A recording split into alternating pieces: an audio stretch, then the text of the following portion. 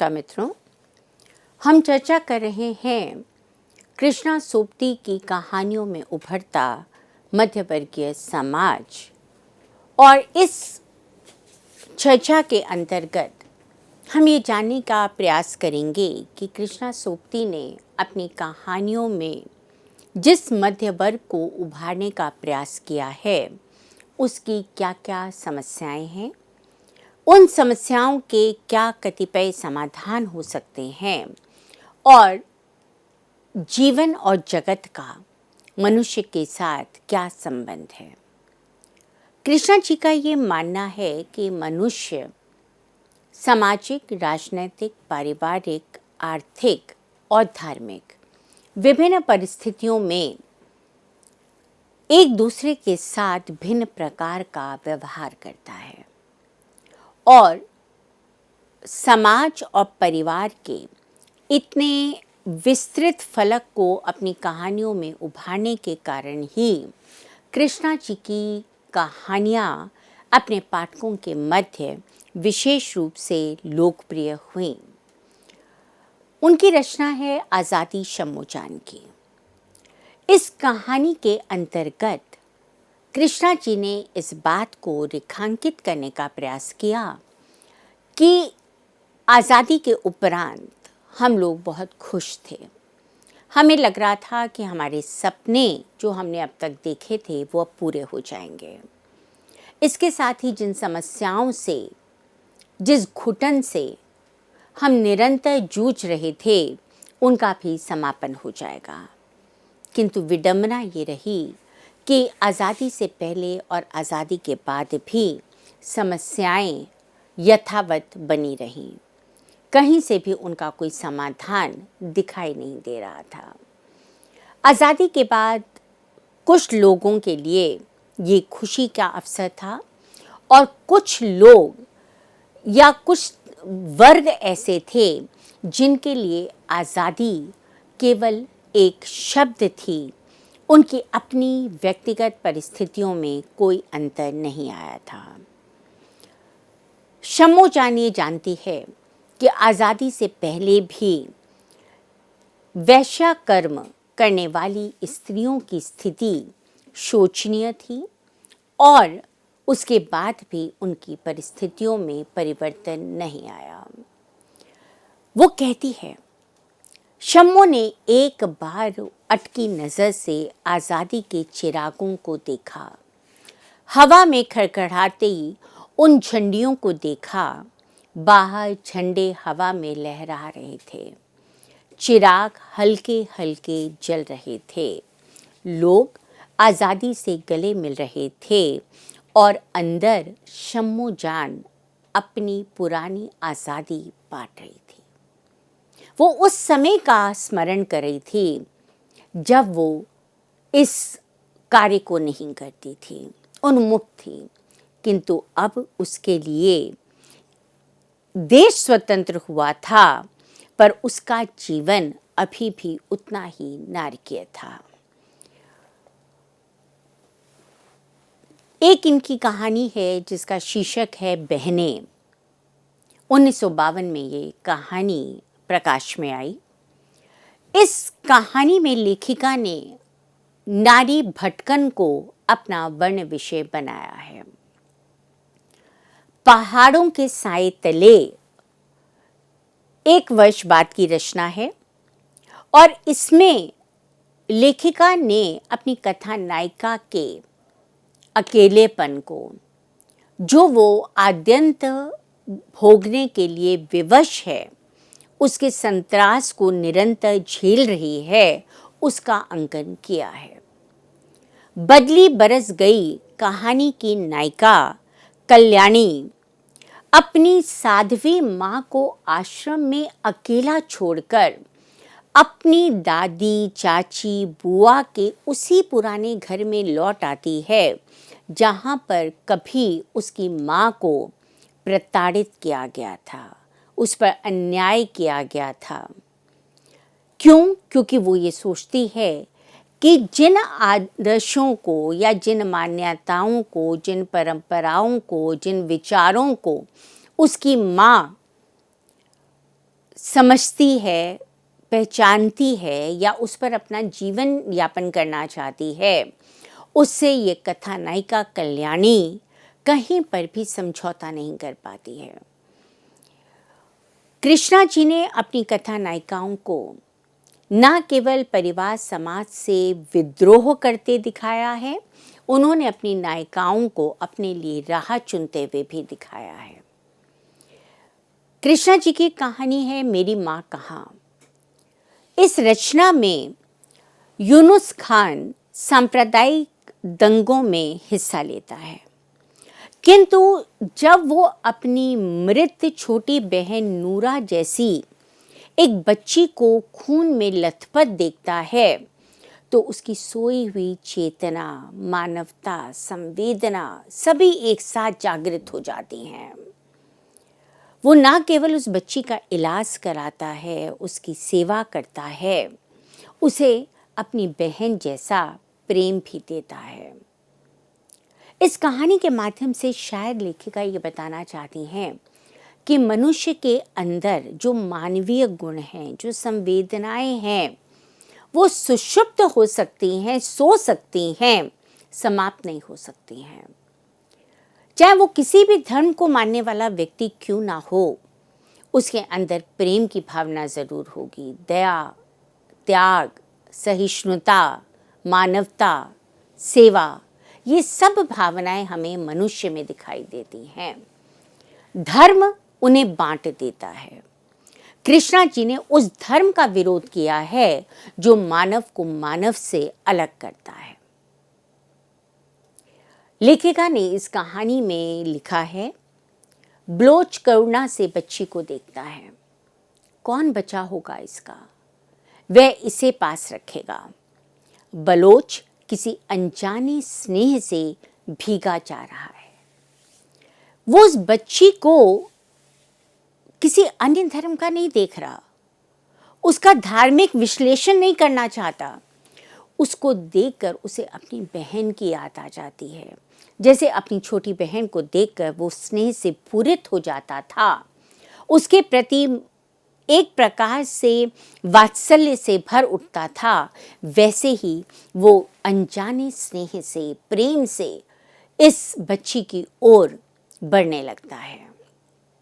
एक दिन, दोहरी सांझ, दो राहें दो बाहें, कुछ नहीं कोई नहीं, कहानियों में भी लेखिका ने प्रेम और संबंधों में किस प्रकार से जटिलताएं उभरती आती हैं, परिस्थितियां कैसे इन जो संबंध हैं या जो भावनाएं हैं उनमें किस प्रकार से उठापटक करती हैं, इसका बहुत सुंदर विश्लेषण किया है।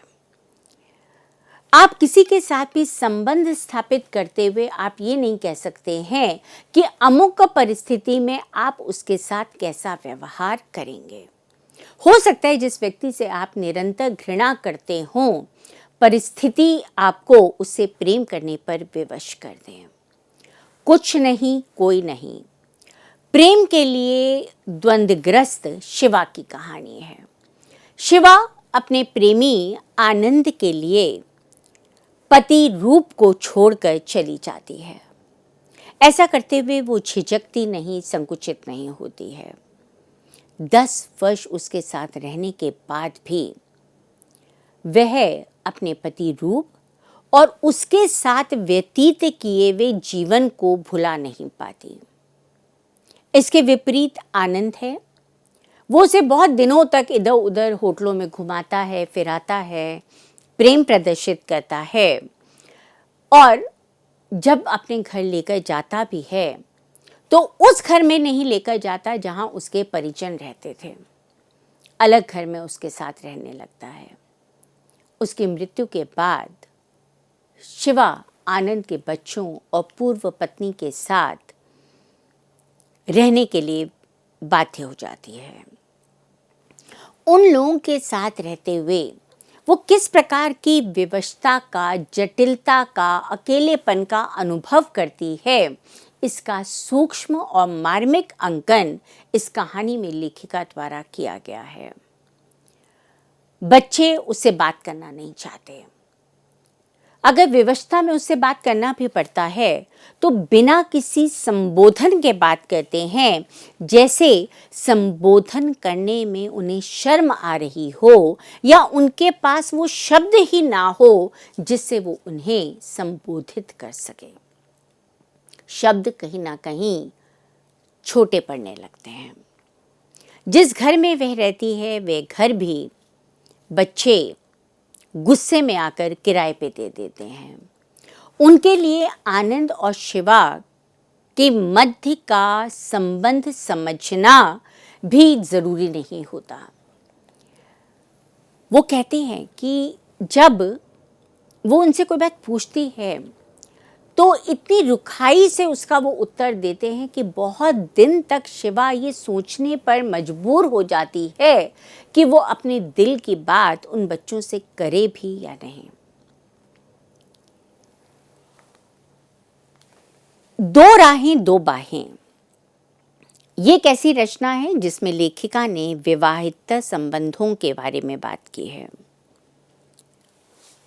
लेखिका का मानना है कि प्रेम के चुक जाने के बाद संबंधों में एक रिक्तता आ जाने के कारण, एक दूसरे में अविश्वास उत्पन्न होने के कारण, या आप ये कह सकते हैं कि एक दूसरे की इच्छाओं अनिच्छाओं को अनदेखा करने के कारण कई बार दाम्पत्य जीवन में टकराव की स्थिति उत्पन्न हो जाती है।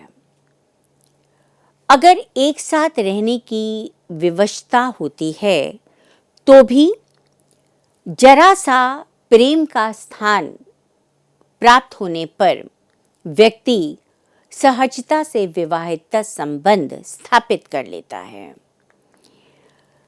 लेखिका ने यह माना है कि जहां पहले केवल इस प्रकार के संबंधों को पुरुष ही स्वीकृति देता था, वहां वर्तमान समय में नारी भी संतुष्टि ना मिलने पर विवाहित संबंधों को अपनी स्वीकृति सहजता से दे देती है। उसके लिए अपनी आवश्यकताएं और वैवाहिक संबंध अब दो हो गए हैं। यह कहानी वस्तुतः 11 सपनों का देश उपन्यास में एक अध्याय के रूप में पहले प्रकाशित हुई थी और बाद में इसे एक स्वतंत्र कहानी के रूप में प्रकाशित किया गया। टीलो ही टीलो कहानी में विभिन्न उम्र के बच्चों के मनोभावों को लेखिका ने उद्घाटित किया है। ये बच्चे वो हैं जिनका जीवन हंसी, खुशी, उल्लास, उत्सव, इन सब का पर्याय है।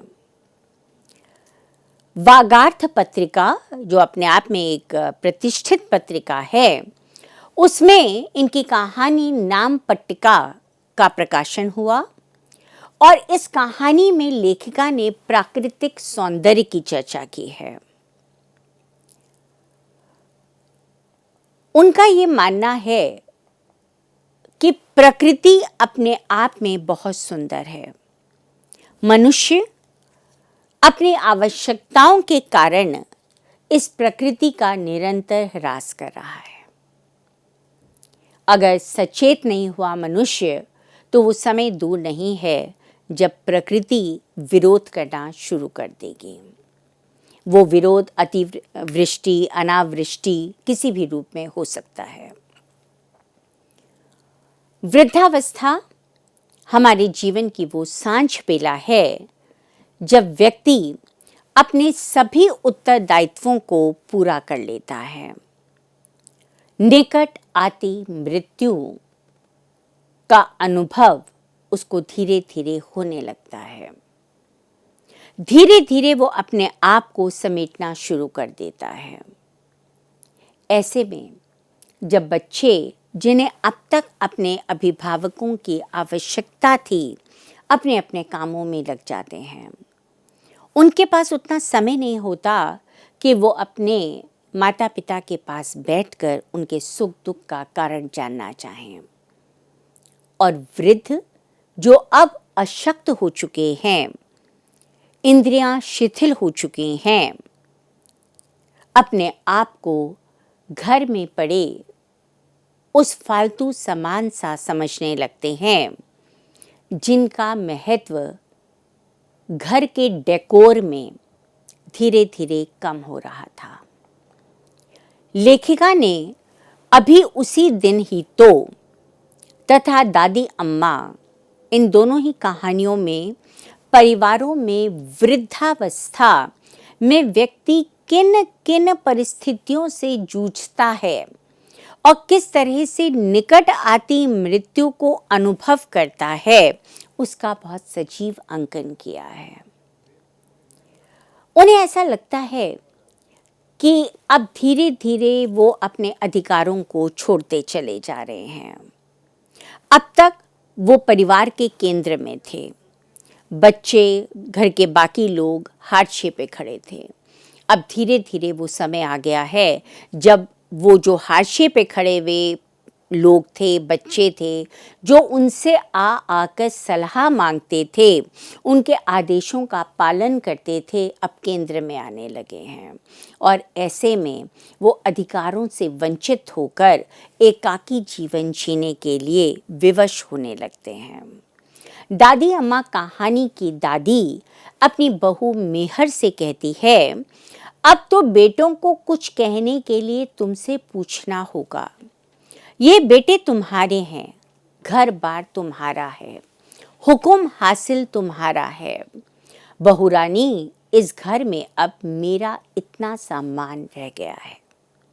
ये जो अधिकार छीनने की भावना है, फालतू हो जाने की भावना है, ये व्यक्ति को अकेला कर देती है, पीड़ित कर देती है।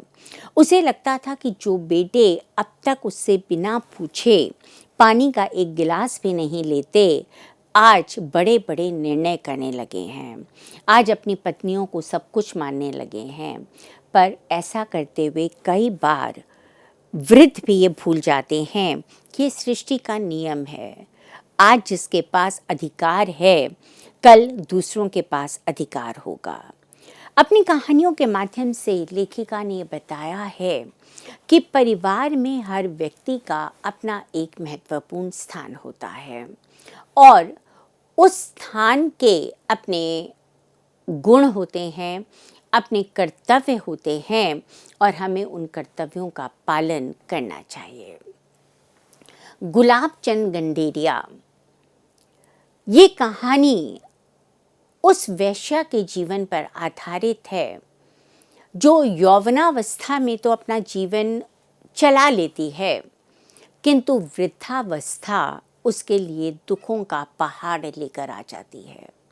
विभिन्न प्रकार की बीमारियों से ग्रसित, अकेलापन, विवशता में ये स्त्रियां जीवन यापन करने के लिए विवश हैं। कामदार भिखम लाल, ये कहानी दूसरों के जीवन में हम अनावश्यक अधिकार करने लगते हैं, इसके बारे में बताती है। वो बताती है कि वृद्ध व्यक्ति, क्योंकि उसके पास अब करने के लिए बहुत कुछ नहीं होता, शरीर साथ देना लगता है, नौकरियों से सेवानिवृत्त हो जाते हैं और ऐसे में ना चाहते हुए भी वो अपने परिवार के और लोगों के जीवन में हस्तक्षेप करने लगते हैं, जिससे परिवार में जो सौहार्द की स्थिति होनी चाहिए, जो प्रेम की भावना होनी चाहिए, वो कहीं ना कहीं कटुता में परिवर्तित होने लगती है। विभाजन की पृष्ठभूमि में रचित लेखिका की कहानी कलगी सरदार जोध सिंह की कलगी की आन बान और शान को हमारे सामने उद्घाटित करती है। इस रचना में जोध सिंह और अंग्रेजों के बीच हुए युद्ध का सजीव चित्रण हमें दिखाई देता है। अशोक वाजपेयी जी ने एक स्थान पर लिखा है, कृष्णा सोपती की दृष्टि महाकाव्यात्मक है और उन्होंने कथा की संरचना में मूलगामी नवाचार किया है। उनके यहाँ उदग्र नागरिकता और जिम्मेदार आधुनिकता है और वे उसे लोक जीवन में अवस्थित करती हैं। मानवीय संबंधों में गहनता और विडंबनाओं का उनका कथा अन्वेषण अप्रतिम है। जीवन की अबाध गति और उसकी चपेट में आए मनुष्यों की उनकी गाथा अपने रेंज में विराट है। कहने का मतलब है कि लेखिका ने अपने कथा साहित्य में मानवीय संवेदनाओं को, मानवीय संबंधों को बहुत गहराई से समझने का प्रयास किया है। मनुष्य अपने जीवन में जिन विडंबनाओं को देखता है, जिन समस्याओं से ग्रसित होता है, जिन समस्याओं को वो निरंतर अपने चारों ओर बिखरा हुआ देखता है, उसका उन्होंने वर्णन किया है और इसलिए उन्होंने मनुष्य जीवन को उसकी समग्रता में देखने का प्रयास किया है। नई कहानी आंदोलन के शुरू के दौर में सृजित बादलों के घेरे कहानी उस मन्नो नामक कथानायिका की है जो तपेदिक की बीमारी से ग्रसित है और भोवाली के सैनिटोरियम में जिसका इलाज हो रहा है। ये उस समय की कहानी है जब तपेदिक को एक छूत की बीमारी माना जाता था। इस रोग से ग्रसित व्यक्ति ना चाहते हुए भी अकेलापन और घुटन इससे ग्रस्त रहता था। उसकी मुलाकात रवि नामक एक व्यक्ति से होती है। परिवार के सभी सदस्य मन्नू की बीमारी के कारण उससे अजनबी जैसा बर्ताव करने लगते हैं। ऐसे में रवि द्वारा दिया गया स्नेह, प्रेम उसे अंदर ही अंदर भिगो देता है, किंतु परिजनों की उपेक्षा के कारण वो इतना दुखी हो जाती है कि भोवाली वापस आ जाती है। रवि उसकी मनोदशा को समझता है और अपने काम को छोड़कर, सबसे झूठ बोलकर उससे मिलने के लिए भोवाली चला आता है।